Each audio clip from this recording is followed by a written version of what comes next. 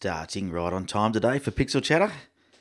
Hello, hello, hello everybody. Welcome to a very exciting day. Pixel Chatter number 40. Can you believe it?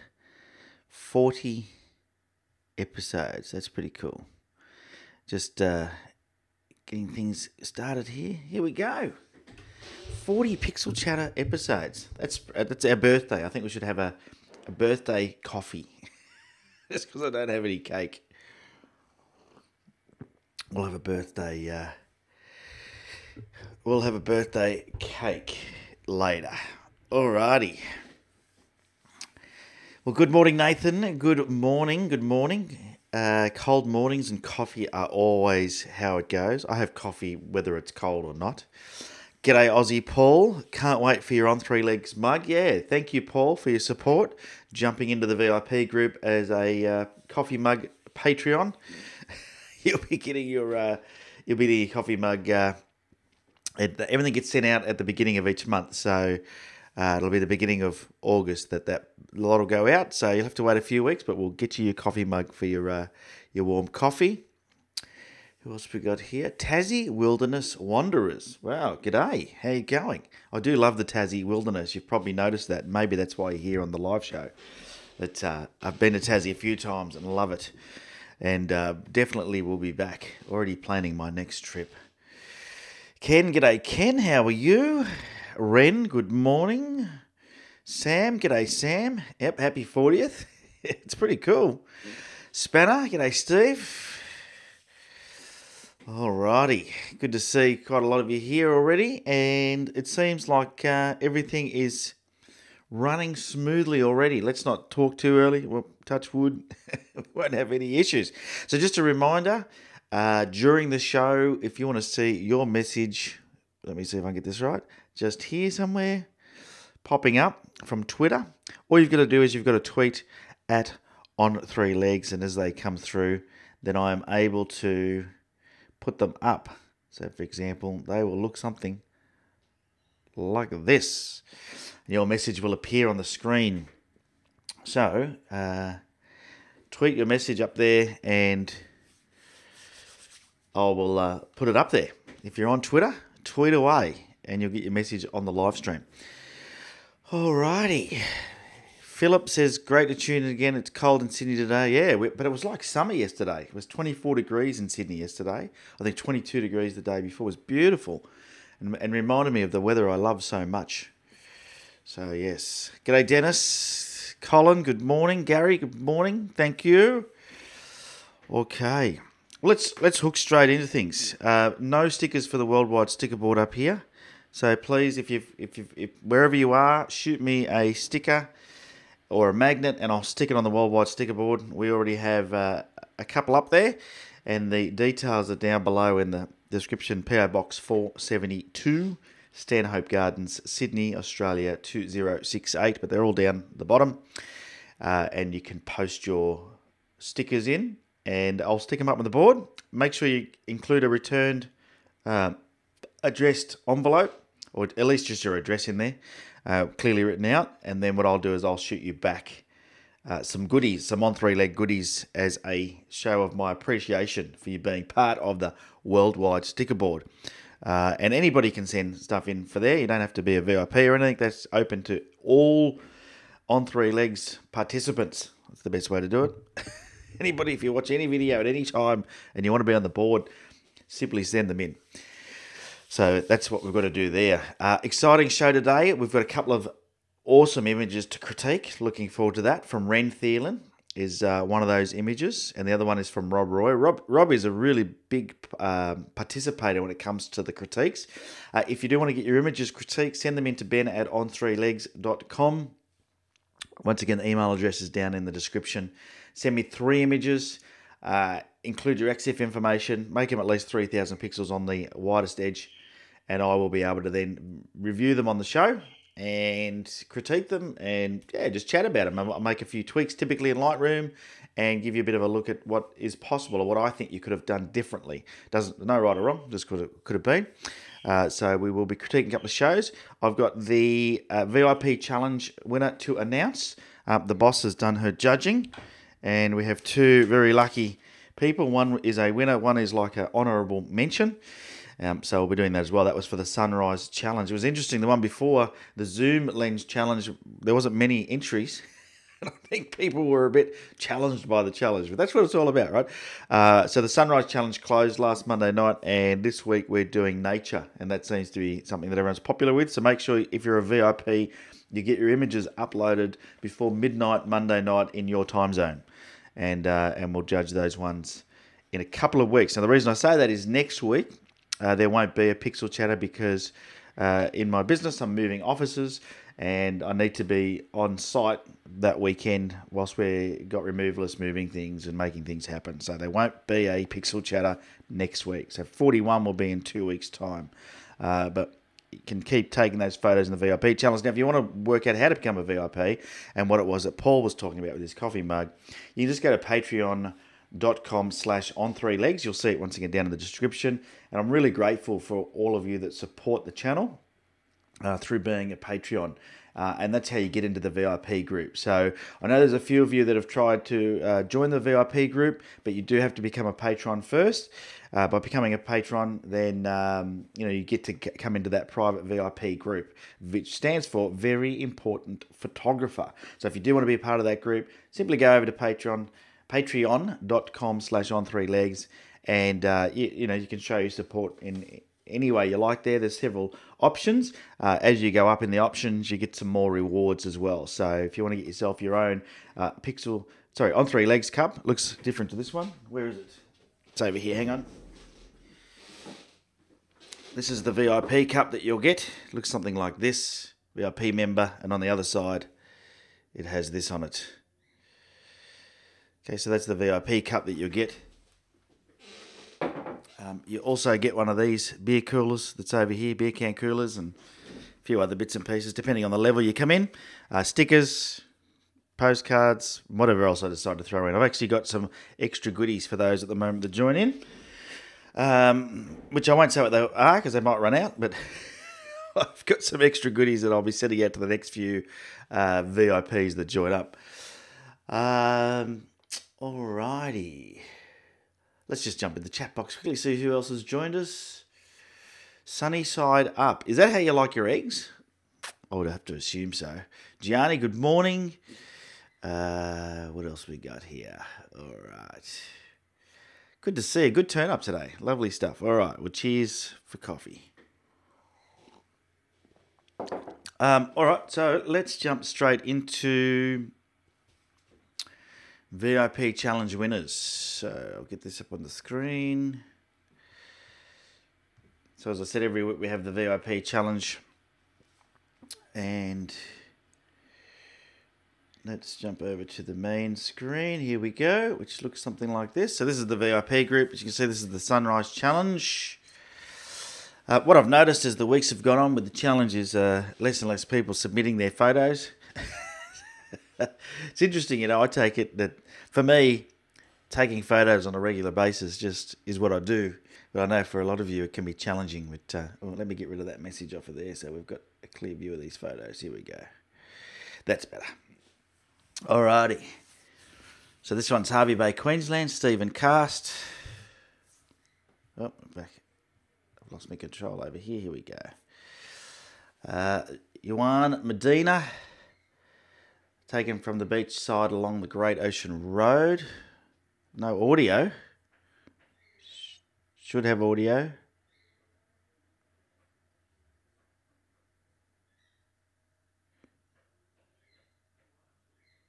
Yeah, should have audio. Should have audio. Oh, it was your fault. Here I am troubleshooting at my end. Ah, dear. Nathan Pollock, South Perth Foreshore. Ren Thieland, sunrise at Yenning Lakes near Beverley, WA. Ghost trees, love it. I mean, that's a lovely spot. Check that out. You can actually see, although the trees are all dead, you can see they're all windswept, can't you? So interesting. Another one there from Ren, same place. Bit of mist on the lake. Stephen Cass got up late, thinks he missed the best colours. That happens. I always kick myself when that happens. Steve Algie, spanner. Nobby's Lighthouse. Nice one there, long exposure. There we go, Nathan's South Perth foreshore. Was hoping for more clouds. I actually like the amount of clouds. Looks good, nice and wispy. And there we go. So that was that one that was Stephen Cast as well. Sunrise and a pier for extra credit. They all know I love the jetties and piers. Don't they? Alrighty. So the runner-up is there we go. Honourable mention goes to Steve Algie for Sunrise at Nobby's Lighthouse on the 1st of July. Well done, Steve. Runners up, and the winner is Nathan Pollock with the South Perth foreshore. Of course, it has a jetty in it, so how can it not be? By the way, the winners of these are picked by the boss, along with the honourable mention. The boss takes care of choosing who is worthy of the prize. Okay, so that's the last one. The next one we've got on is Nature. So Nature, can see there's some images getting uploaded in there already, which is good. But Nature is the next one, and so as you can see, this is our VIP group. It's pretty active. If you want to jump in here, patreon.com/on3legs, and you can become a part of the VIP group. All right. There we go. I changed my screens before I changed my camera prematurely. So there you go. You got a quick brief view at the VIP. Sorry, at the critiques for the week. Also, this week we've got a very exciting VIP. Viewers kit. We're going to go through in a second as well. Yeah, good job, guys. Well done. Some good images in there. Very worthy. And I've got to say, yes, Ren says he looks forward to the challenges each week. And, I've got to give credit to Ren where it's due. He has submitted images every single week that we've had the challenge, which has been, we're up to number 19. We've skipped a few weeks. We had double weeks sometimes when I was away, or there wasn't a lot of images. We've extended it by a week. But every single week, Ren is there with his images. And it's the best way to get better at photography is to practice. It's interesting, because it's one of the things that, I get asked by a lot of people, especially on Facebook, or even, mostly Facebook, right? I get a lot of messages from people asking about, how to get better. Have I got any tips? What camera should I use? What lens should I use? But the reality is, there's nothing that's going to improve your photography as much as practicing. That's the reality. So, and practicing regularly, and I mean weekly. So if you think about anything that you do, imagine, I don't know how many of you play instruments. I'm a guitar player, and, if I go for, and I've been playing since I was 11, right? I can read music. I can, I can play all sorts of different genres.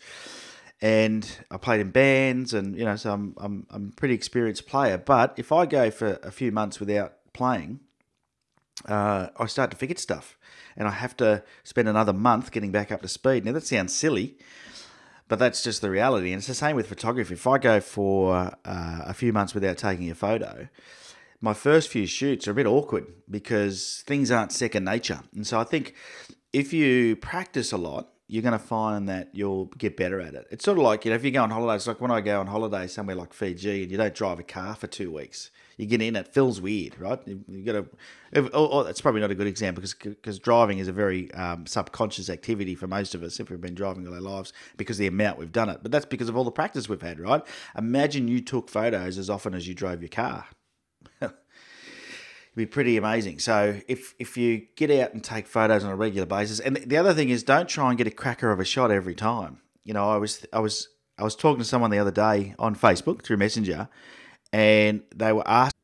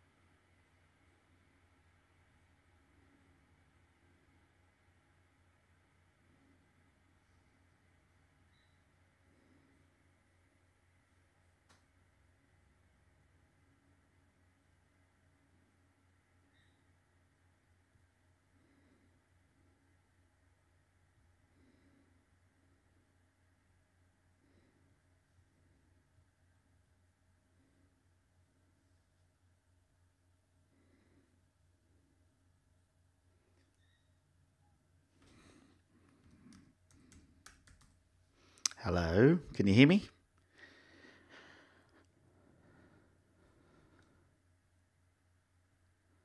I think I'm back.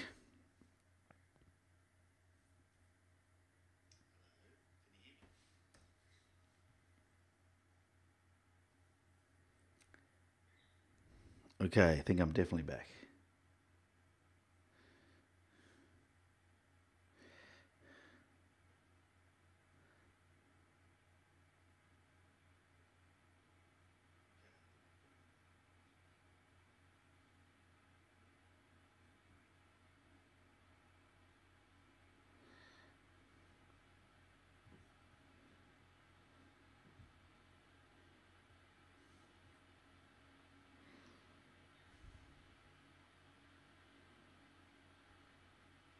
But I'm nervous. I'm nervous with good reason. Okay.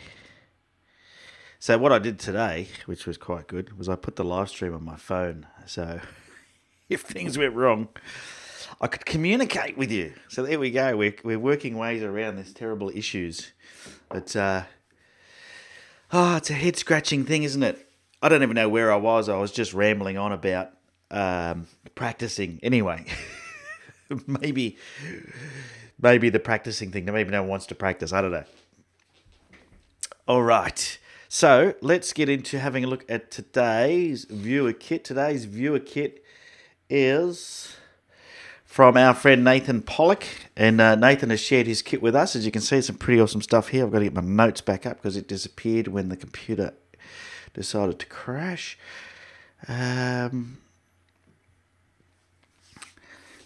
Yeah, I don't know what it is. If I can work this out, I've troubleshooted so many things. But as you can see, I'm a pretty persistent bugger. We're up to 40 shows. I think the last 25 have been riddled with technical problems. But you know what? As a team, we get through it, which is cool. Alrighty, so let's have a look at Nathan's kit here, which is just here. Yeah, isn't that cool that you can, here we go. It's a bit weird. But let's have a look and see what's in Nathan's kit. Nathan has got, he's a Nikon shooter, so this is Nathan Pollock, who is, I think he's in the chat box. I can't remember now. I've been distracted by the shutdown. He's got a Mindshift bag, so that's a Mindshift 26-litre bag. His main body, there's a Nikon D810, 18 to 35mm G lens. Oh, let me just move this so I can read it properly. There we go. 70 to 300 VR lens. Looking to sell. So there you go. There's a little bit plug for you, Nathan. He's looking to sell. There he is. Nathan is in here. I know he is, definitely. He's looking to sell that lens. If anybody wants to buy a 70 to 300, talk to Nathan. 80 to 200. I started out with an 80 to 200. It was a great lens. And then I've gone to the 70 to 200. But the 80 to 200 was the original Nikon sort of zoom lens. And it was a great lens.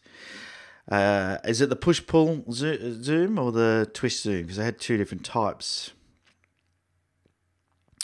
Tokina 100mm macro. It's always good to have a macro in your bag for a bit of fun. SB800. The Surui carbon tripod with the Really Right Stuff. I think it's supposed to be RRS, not RSS, but yep, Really Right Stuff BH40 ball head. And that's one of the good things about when you get a decent tripod, you can start changing the head on top to something that's going to work better for you. And the ball heads are really good. Ball heads are, for landscape photography, ball heads I think are the best choice. And he's put in brackets so much better than the Surui one. I believe I had a company contact me. I won't say their name at this stage. They wanted me to test a brand new ball head they're bringing to market. And I said, yes, definitely happy to. And they were supposed to be sending me a ball head. I haven't seen it yet. But if that arrives, and they're supposed to be sending me one to give away as well. So let's see if that happens. Anyway, back to the kit here. Kenko converter, 1.4. Wireless remote. At my recommendations, yeah. So that would be the RFN4 or whatever it's called. Brilliant remote. If you are looking for a remote, I did a YouTube video on it some time ago. He's got a backup wide remote, which is always smart. I've got one of those as well. A spirit level, I used to use my spirit level a lot, but I'm now finding that I just use the one on the live view instead of putting one in the hot shoe. Petzl active headlamp with a red LED. Yeah, I recommend those. The red one's good, and I think I spoke about that last week. Is with a was it? Oh no, it was in my my D850 rather. Reasons to upgrade with the backlit buttons, but so easy when you're out shooting with a group of people if you've got a headlamp on to look at somebody and blind them. So the red LED sort of stops that from being so bad. Nissi filter kit. These Nissi kits are so popular. I wonder if Lee realises that Nissi seems to be really... I think most of the photographers I'm seeing these days have got Nissi, not Lee. And I think their packaging is better. I think their marketing is a bit better. A bit more relevant, aren't they? You know, they've gone to young photographers and got them to be ambassadors. And yeah, they're doing a good job with their marketing. A blower, SD card holder, and then a work supplied towel. As you do. As you.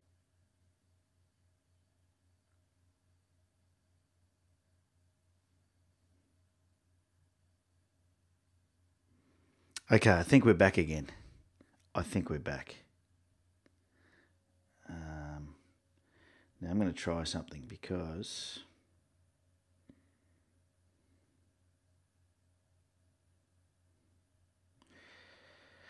Give me a second. Here we go. Let's add that in.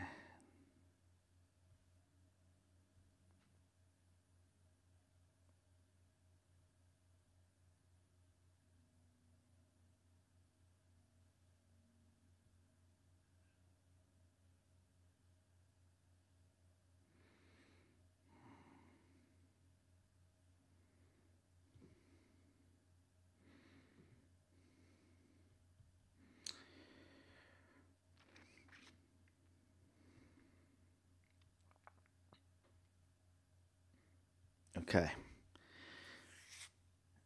Let's see what's going on here. Hey, I think we're back again. Are we back again?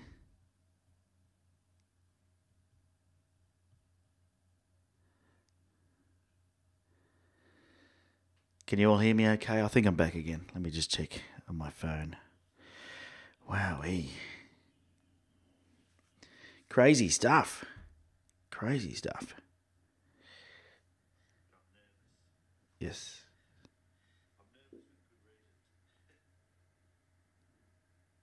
Good stuff. All right, we're back. So we'll give it another go. We'll see what happens. And I appreciate people telling me to use that open broadcaster, but I don't know if you know how much I've paid for this software. It shouldn't be the software, and it's not the software. The computer's been crashing when I'm editing photos and all sorts of things. So there's something wrong with the computer. It used to be just the live stream, but it's now getting much worse. So I think it's time for it to go to iMac Hospital and see if they can do something about it, because I don't want to have to try and learn another software.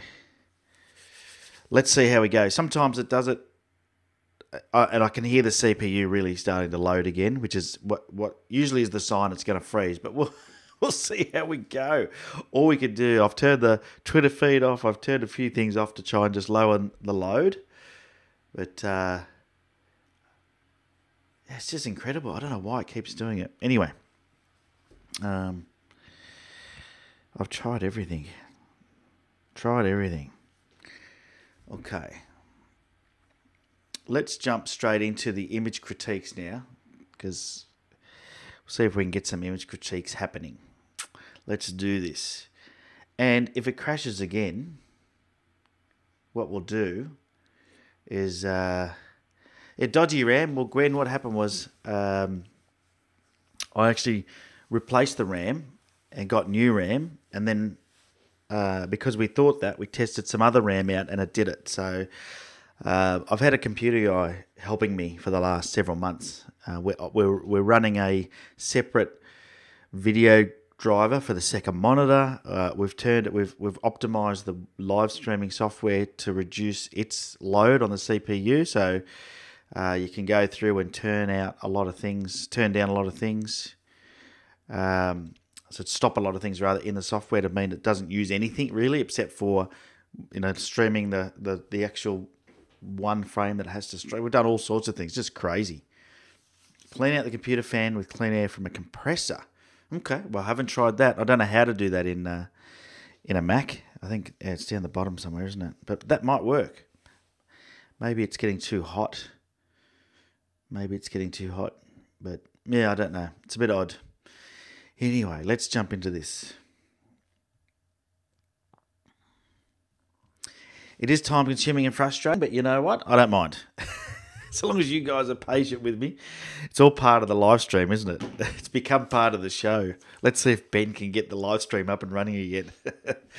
All right, so we've got 2 brilliant photos sent in today. I'll try and get to both. One's by Ren Thielen. That's this one here. Ren took this shot from a recent trip he took to Pumperies Bridge, which is about 200 kilometres southeast of Perth. So that's a nice looking image. And then we've got this one here from Rob Roy, who...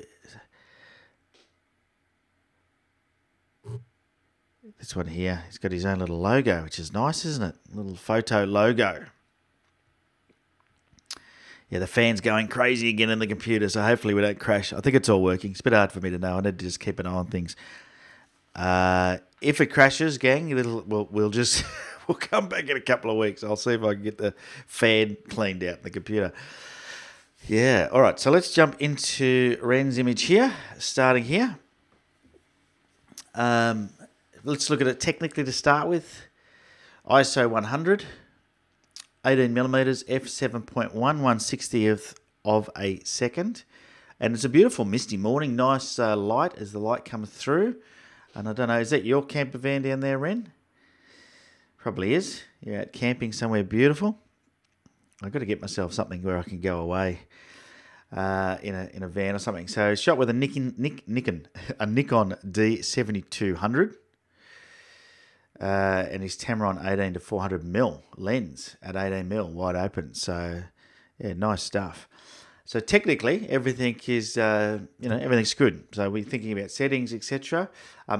F7.1 would probably be the only thing I'd change, and the reason I say that is that and I don't know if this was handheld or not, but I would suggest it's probably on a tripod. You can tell us if that's the case, Ren. And so you don't need a faster shutter speed unless it was really windy, which it could have been. Let's have a look. Let's zoom in. Maybe it was. Actually, it looks like things are a bit... which I doubt. Well, it couldn't be too windy because of the fog, but it looks like there is movement in the trees up here. So it is about balancing that movement with other things. It's handheld. Okay, there you go. So it is handheld. Oh, didn't mean to do that. I meant to zoom in. Let's do the other way, Ben. Come on, get your stuff together. A bit rattled by my computer crashing. I love this broken bridge up here. And oh yeah, look at that composition just there, Ren. I don't know if you... Let's get rid of that power line there.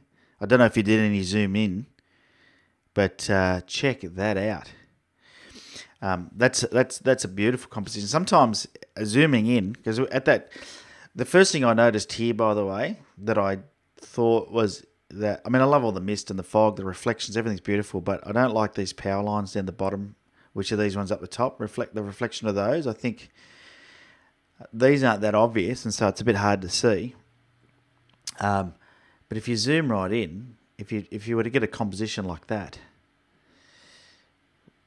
with the mist, the tree, this broken bridge, and the reflections. I don't know if you did that or not, Ren, but if not, it's something to think about if you go back there. You got that tree coming in, this tree coming in, framing this broken bridge. It really, with that lens on, you would have been easy just to zoom in and grab something like that.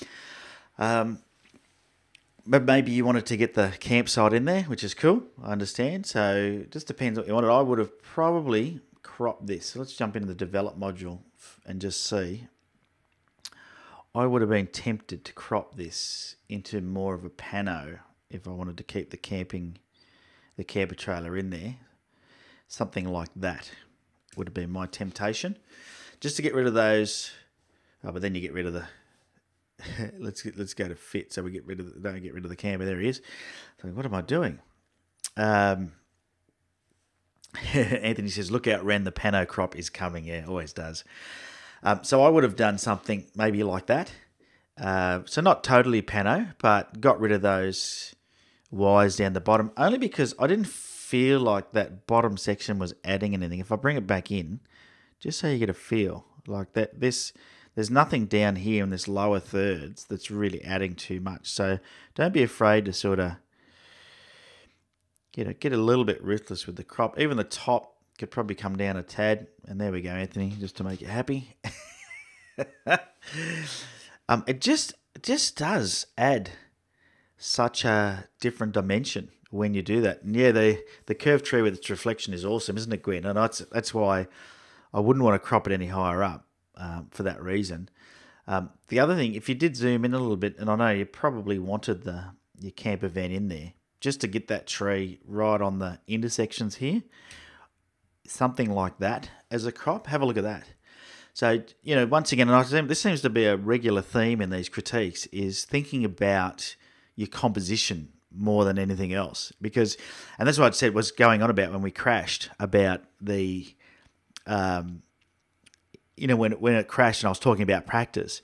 Sometimes it's good just to really focus on honing in your skills on one thing. And if it's composition, then focus on composition. Because that composition will make the biggest difference to most photos. You can screw up with a few of your settings, but the composition is something that's very hard to fix later. And to me, that's a much more appealing image from a compositional point of view, along with that one that I suggested where you could zoom in and, have something, maybe go back to 3:1 now, have something, with just that bridge in it like that. Just even having that tree disappear off the top a bit. There's just so many options. But great shot. And, when it's moody like that, because as photographers, we don't get that challenge very often. I think we get the starry eyes at the golden skies, and I've always thought that. Even I'm one of those photographers that if I can get a bit of colour in the sky, I'm happier. But I think these shots with the mist are just as powerful. And, so I think something like this, a crop like this, would have worked better.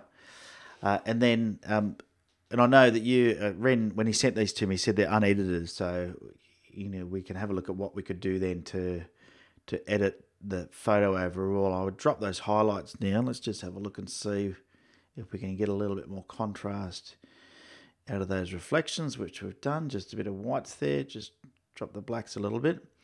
And there is, I don't know, did you use an ND filter at all? Sorry, graduated filter at all? Because it just feels like the top's a bit bright compared to the bottom. So I'm just going to bring that down a bit. So I'm just using a Lightroom graduated filter to get rid of that.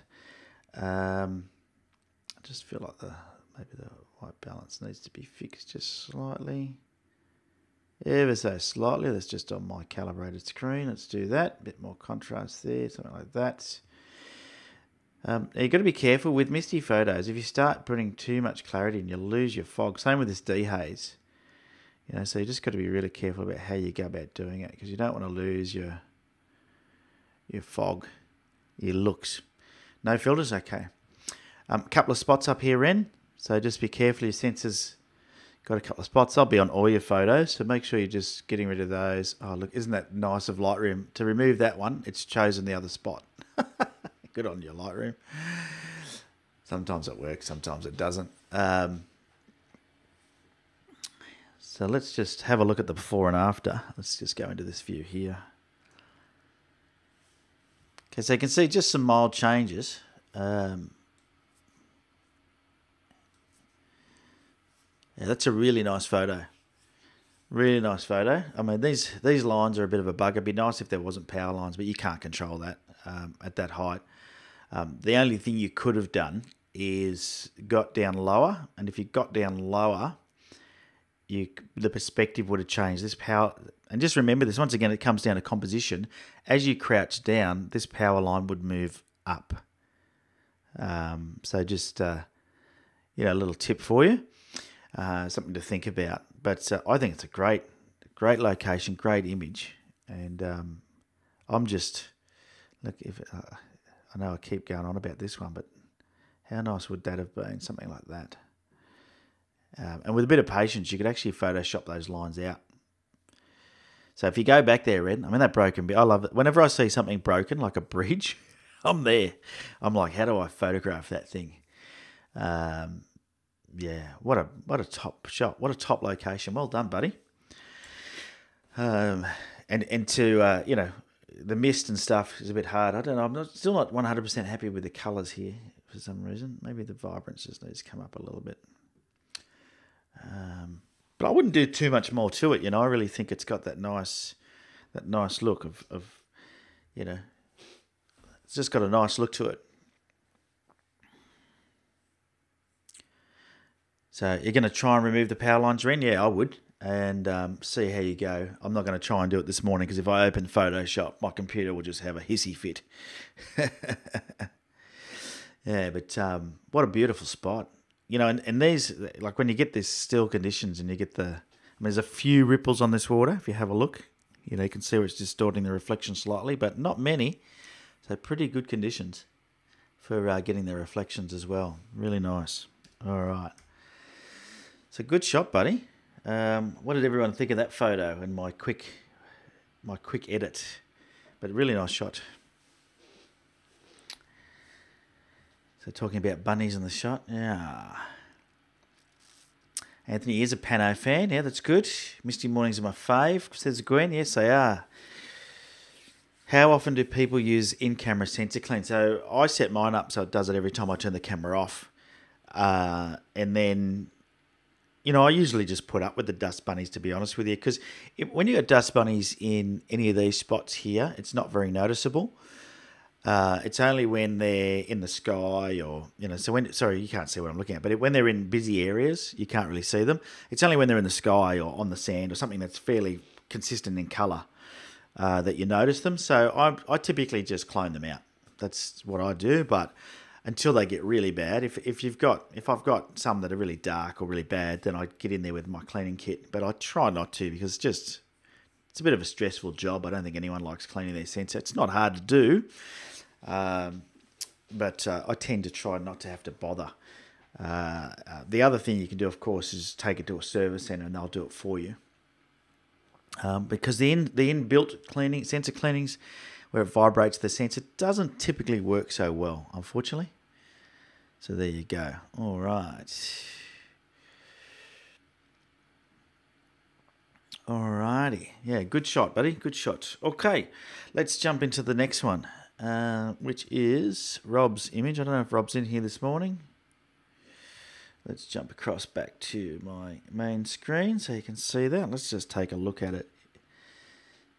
Are we still going? Yep. Look at that. Beautiful image there by Rob. Sunrise somewhere. Actually looks a little bit lighter on my screen, I think, than what you might see it in YouTube land. I'm just looking at the preview now. I've got this other preview up and running. But you get the idea. Nice image.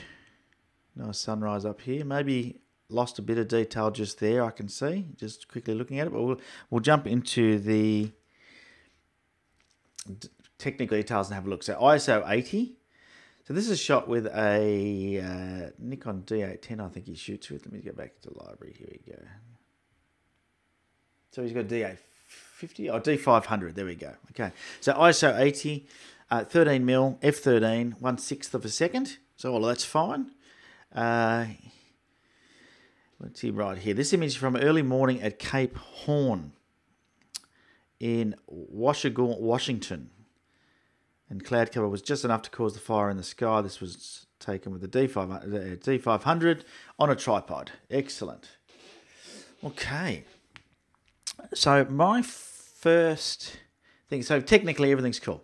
You know, nice low ISO, 13mm, f13 is a good aperture. Everything's going to be in focus. It's almost like it's from a drone or something. That's what shocked me at 13mm. It must be are you at the top of a tree? It must be a cliff or something, a lookout. Lovely location. So a couple of things that work really good for me, composition-wise, you've got this leading line in. I wouldn't change the composition. I really like the composition. Leading line coming in, leading the eye to the sun.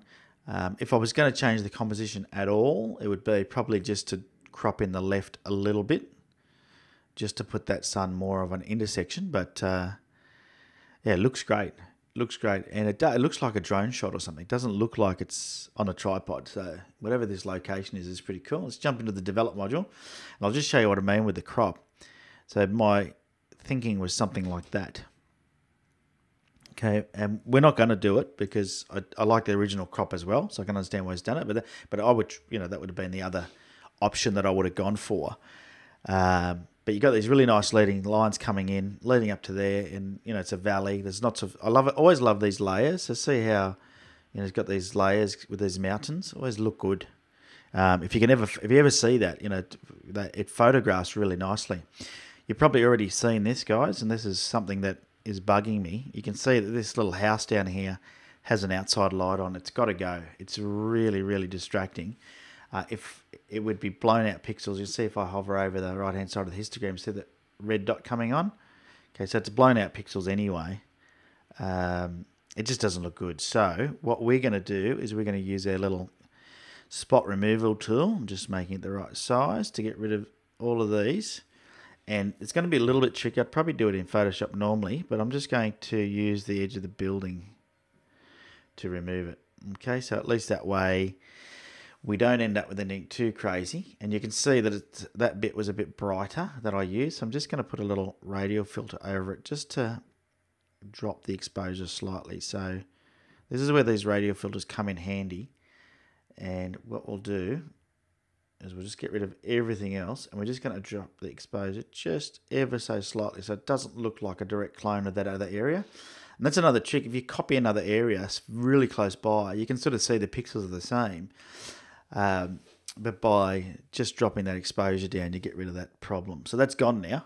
And as you can see, if I show you the before and after just on how that has affected it, let's just have a look. Because it'll give you a feel for how that changes things. Oh, that was weird.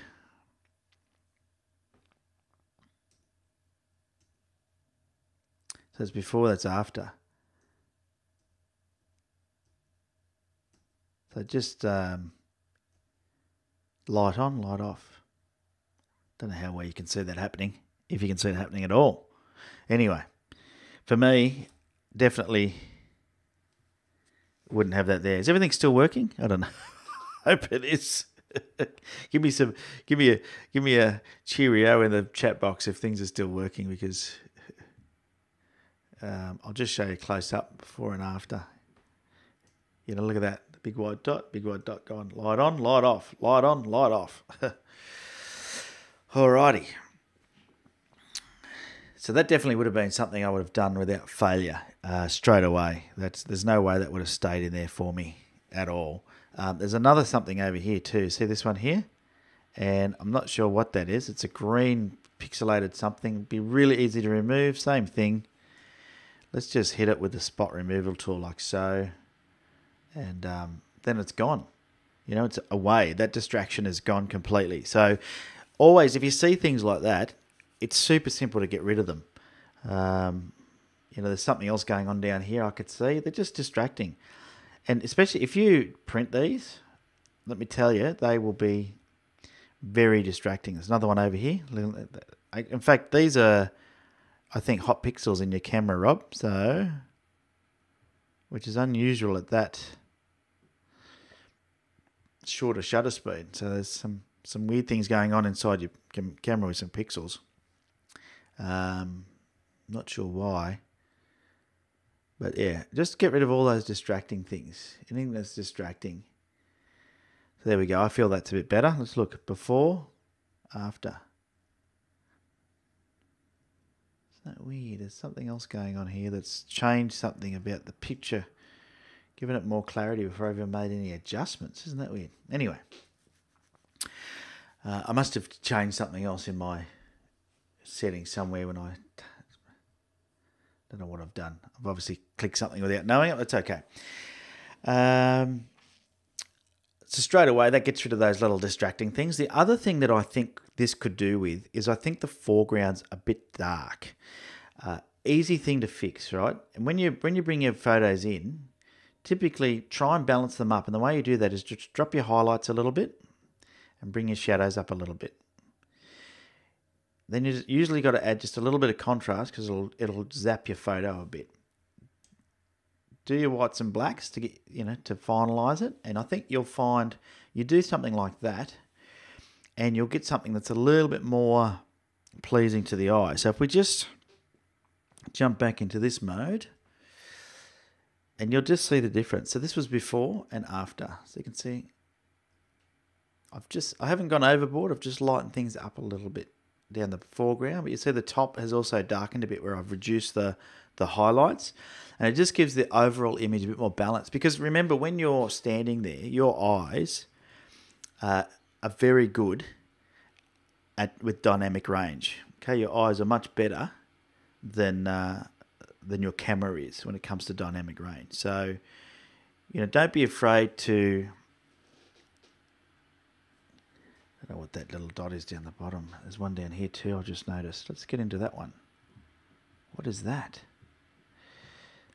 Another one. See this? See, it's red, and the other ones were green. So let's just jump out of this module. This is unusual. And this is why it's important to go through your photos close up, because this is strange. There's a lot of pixels in here, hot pixels. So some have been green, some have been red. Let's just go through this frame by frame. I'm starting to see more and more now, and this is a short exposure. This is very unusual for oops, didn't want that last one. I would probably be getting this looked at. That's a lot of hot pixels for a short exposure, unless you've did some really, I don't know, long exposure before. I don't really understand the technology that well, but I'm starting to see some things here. So if we go in it, like zoom right in, and go through frame by frame, and you can sort of just go through and check if there's any others, because that's a bit like if you were to print that, you would have to reprint. Like there's something weird going on here too. Look, you'd have to reprint. That gives you an idea of how zoomed in I am, by the way. I'm at 11:1. You would have to reprint it because, here we go, look at this. So there's something going on with this sensor. There's funny little hot pixels. Was the D500 the one that was recalled for this? I don't know. I think it had light leak maybe. But, that's interesting, isn't it? Like if you printed it and you had those hot pixels come up in your print, you'd be really disappointed. There's another one. So I'm at 11:1, and all I'm doing is I've got a function key held down, and I'm just down arrow, and it goes through frame by frame. I don't know if you can see the inspector over here. So the little box that shows you how close zoomed in I am. And this is typically what I do when I'm just before I finalize an image, because I want to see if there's any dust bunnies or any artifacts. And here, as you've seen, we've seen a lot of hot pixels. So I'll just go through and we'll just keep looking. There's another one there. Look, wow. It's not good. Very unusual. It's like a little treasure hunt, isn't it? But I would definitely go through on each photo. If I knew that was happening with my sensor, there's another one there. Look, a green one, just ever so little, but it's there. Oh no, I just went back to the beginning. That's all right. I'll just go back to where I was. I think I was about here somewhere. If you hold down the function key and hit the left key, it goes to the top left corner on a Mac. Yeah, that's the one I just got rid of. All right, here we go. I don't know if anybody else has had this problem with these hot pixels, but that's for 1/6 of a second. Unless you did you do maybe HDR and merge them together, and so you've got a longer exposure in there? It's pretty unusual to see those in such a short exposure. So that would concern me, Rob. I would be probably getting that looked at. I don't know if it's still under warranty or not, but that is not normal. Not normal, but who knows? Who knows what you were doing prior if you were filming or something? Because I think it happens when the sensor heats up. These artifacts start to happen. Oh, there's another one. See, ever so small, but it's there. Once again, when you printed it, especially if you printed it large, you would notice these. They would be pretty much in your face, stand out, and it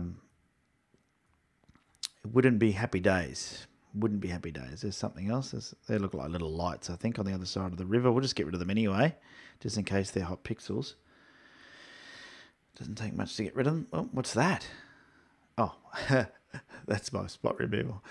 What's that? That looks like a Lightroom dot. Now I'm losing it. A couple of computer crashes and a few hot pixels later. And look, I've run out of coffee. That's the problem. All right, we're nearly all the way through this image, gang. Nearly all the way through. What is that? Look, oh, what is that? A blue one. You don't see that because remember RGB, red, green, and blue. You don't see the blue ones very often. Usually the red or the green ones.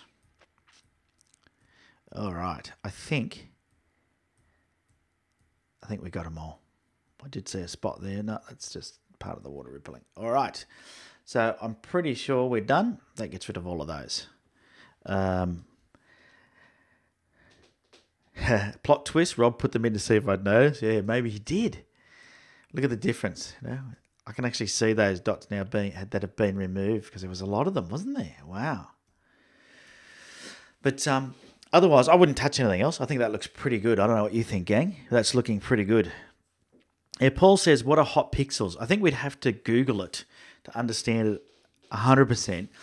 But it normally happens when you do a long exposure. And I think what happens is that when you have your, the sensor collecting light for too long, it heats up. And then, these pixels get so hot that they just sort of do something weird. And because, your picture's made up of RGB, red, green, and blue, they're either usually red or green. But I don't normally see the blue ones. And they're usually on really long exposure. So if you want to try and get it to happen so you can see how your camera reacts, just go out and do some photography at night. Find something with a relatively, solid background, like water, and just do like a 5-minute exposure. Just force it into a 5-minute by going a really high aperture. It's not a big issue these days because electronically, it's an electronic issue, but we can fix it really easy. So I think this is a great image. Let me just go into this one here. So before and after. So you can see I just made minor changes. Just minor changes, but it's a beautiful image. So really good job, Rob. Rob's photography, if you've noticed, Rob was who started Pixel Chatter, by the way. Probably just over a year ago now, he sent me an image and said, would you take a look at this? And I said, would you mind if I did it live in a video? And Rob said, no, that's a great idea. And so that's how this show started, by the way. So Rob, we owe a lot to Rob.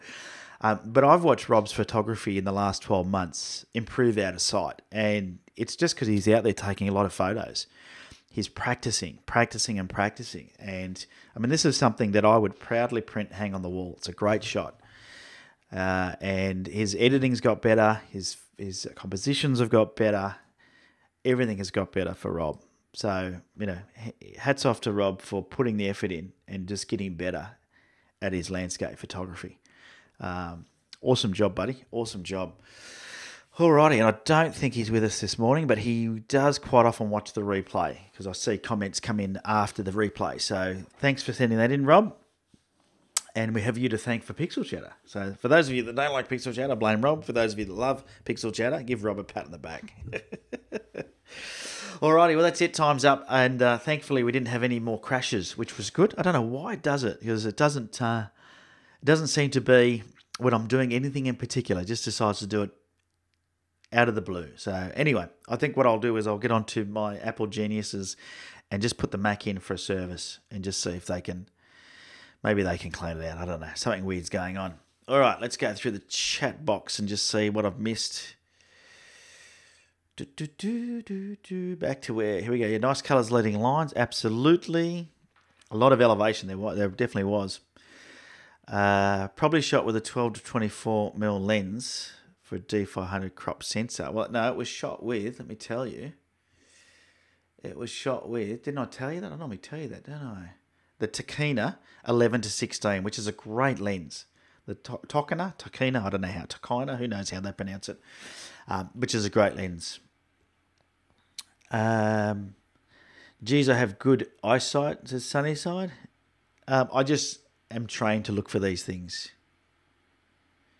Maybe live view. Yeah, maybe. ADD generates a lot of hot pixels after a few in a row. Yeah. But Google what they are. But yeah, typically if you just do long exposures, that's what happens. Alrighty. Let's see. Anything else there in the chat box? So yeah, well done to Robin Wren. Well done. All right, well, that's it for this week's episode, gang. Thanks again for tuning in. Thanks for those of you sending in your images for critique. Just a reminder, no Pixel Chatter next week because I am moving my office from my real job, which is my business that pays for my photography hobby. However, I'd love to go full-time photography. That would be awesome. In fact, I think I have a goal in my Patreon to go full-time, but it's like ridiculous. So if it'll ever happen, I don't know. I think I need to be more entertaining or something than I am, because some YouTubers seem to get huge followings. Others, you know, I was a bit inconsistent and got very consistent again. I know YouTube rewards you when you upload stuff on a regular basis, and a lot of people don't like the live show. I really enjoy doing the live show, so we're going to keep doing it. And we're going to keep doing it weekly, so because everyone seems to enjoy it. That's what we're going to do. Thanks again to Paul, who's Aussie Paul in the show there, who's become a patron this week and joined the VIP group. Your goodies will be sent out to you at the beginning of August when I do the monthly shipping. I've just done the monthly shipping. For those of you that have got your goodies, take a photo of them and share them on the Facebook group, or using your new goodies. I know Ren's got his. Rob should have his, although Rob's overseas. I sent quite a few overseas last month, so hopefully they all got there. It cost me a fortune. I didn't realise it was going to be so expensive to send stuff internationally, but that's the way it goes. I don't mind. So most of the VIP money goes into postage, unfortunately. But it's all right. We're building a community. Everyone's enjoying themselves, having a good time. I think Aussie Paul's in Australia, so it should be a bit easier. Yeah, so there you go. That's it for this week's show. Make sure you send your images in. I need another shot kit. I don't have any more shot kits to share. So if you've got your kit, it doesn't matter if it's crop sensor, it doesn't matter if it's a point and shoot. I don't care what it is. Just shoot in your kit. Share with the world what it is you've got. We're all, as photographers, sticky beaks, and we like to know what it is you're shooting with. It's always interesting to see how other people are getting their images and capturing their images. And it's a lot of fun. So shoot me in your shot kits and we'll make that happen. Of course, last reminder, I know I keep saying this, but the Worldwide Sticker Board needs your help. It needs your help. If you have a look, we've got Bathurst, we've got WA, and we've got Arizona. That's it. We need some more up there. So, send in your stickers, send in your magnets. I'll put a flag in the map for you, and we'll stake your claim on the Worldwide Sticker Board. Get your spot first. Alrighty, thanks again for a good show, despite the technical issues. I just don't know what to do about it. But as you can see, very persistent, a lot of tenacity. I'll just keep going. We'll make it work. And I think having the little backup of the chat box on the phone made it easier. That meant I was able to communicate with you whilst the stream was down and let you know what was going on, which was cool. Shoot them in via Facebook. Now, the best way to shoot me things is via my email address, which is ben@on3legs, and that's the word 3. I don't know why it's the word 3 when everything else is the number 3. I'll have to talk to my web guy, but yeah. I think if you do send it to the one with the number 3, I think it comes through anyway. I think it just diverts. But yeah, ben@on3legs.com. You can send anything you like through to me on email. If you want to shoot me a sticker for the sticker board or anything, shoot me whatever you like. I don't mind what you post me. My postal details are down below the video. P.o.Box 472, Stanhope Gardens 2068. Alrighty. Until next time, get out there and take some photos. Thanks for joining me live for Pixel Chatter number 40. I feel like I should have some streamers or a party hat or something. We don't have any of that. All right, cheerio. Make sure you follow me on social media as well. Share your socials in the chat box now and make sure everybody follows you. Cheerio. See you next time. Bye.